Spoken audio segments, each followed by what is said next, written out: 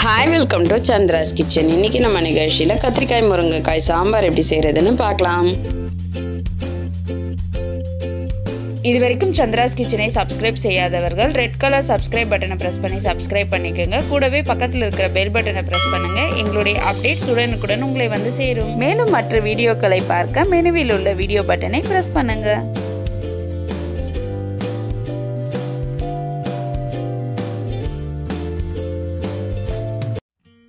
இந்த கத்திரிக்காய் முருங்கைக்காய் சாம்பார் செய்கிறது எப்படின்னு சொல்லிட்டு பார்க்கலாம். இதுக்கு தேவையான பொருட்கள் எல்லாமே டிஸ்கிரிப்ஷன் பாக்ஸ்லேயும் கொடுத்துருக்கேன்.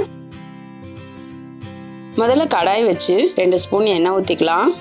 கடுகு உளுந்து வெந்தயம் சேர்த்து 1/2 ஸ்பூன் போட்டுக்கலாம். இப்போ கடுகு உளுந்து பொரிஞ்சதும் வெங்காயம் 1 சேர்த்துக்கலாம். இப்போ இதை நல்லா வதக்கி விடலாம். இப்போ வெங்காயம் வதங்கிடுச்சு. தக்காளி சேர்த்துக்கலாம். இப்போ தக்காளியை லைட்டாக வதக்கிட்டு 2 காஞ்ச மிளகாய் இதோட சேர்த்துக்கலாம். இப்போ நம்ம முருங்கைக்காய் 1 கட் பண்ணி வச்சுருக்கிறதையும் இதோட சேர்த்துக்கலாம். இப்போ இது எல்லாத்தையும் சேர்த்து நல்லா வதக்கிடலாம்.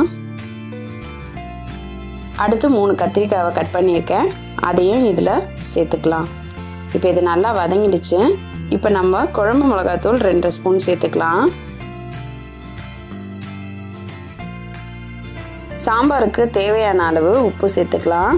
இப்போ நம்ம ஒரு டம்ளர் தண்ணி ஊற்றிட்டு இதை நல்லா கலந்து விட்டுடலாம்.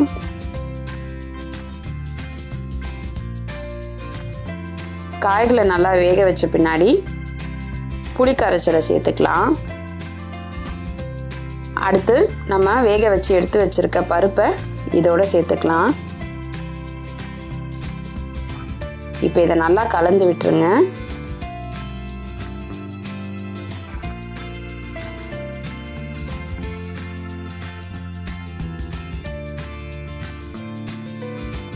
இப்போ 1/2 ஸ்பூன் பெருங்காயத்தூள் சேர்த்துக்கலாம்.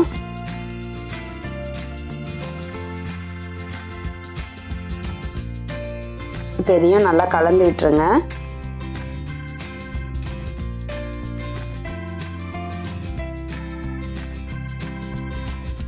இப்போ கருவேப்பிலை கொத்தமல்லி சேர்த்துக்கலாம்.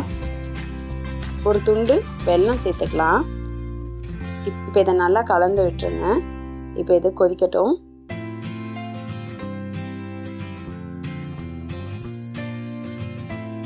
இப்போ கொதி வர ஆரம்பிச்சிடுச்சு. இப்போ நம்ம கலந்து விடலாம். திரும்ப நம்ம சாம்பார் செய்யும் போது வெந்தயம் போட்டு தாளித்தோம்னா கொஞ்சம் நேரம் ஆனாலும் சீக்கிரமாக வந்து அது வீணாகாது. சாம்பார் ரொம்ப நல்லாயிருக்கும்.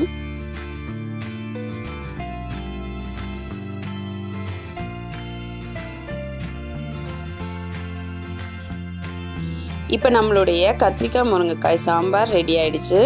நீங்களும் இதை உங்கள் வீட்டில் ட்ரை பண்ணி பாருங்கள். உங்களுடைய ஃபீட்பேக்கை எங்களுக்கு சொல்லுங்கள். இப்போ இதை நம்ம ஒரு பவுலுக்கு மாற்றிடலாம்.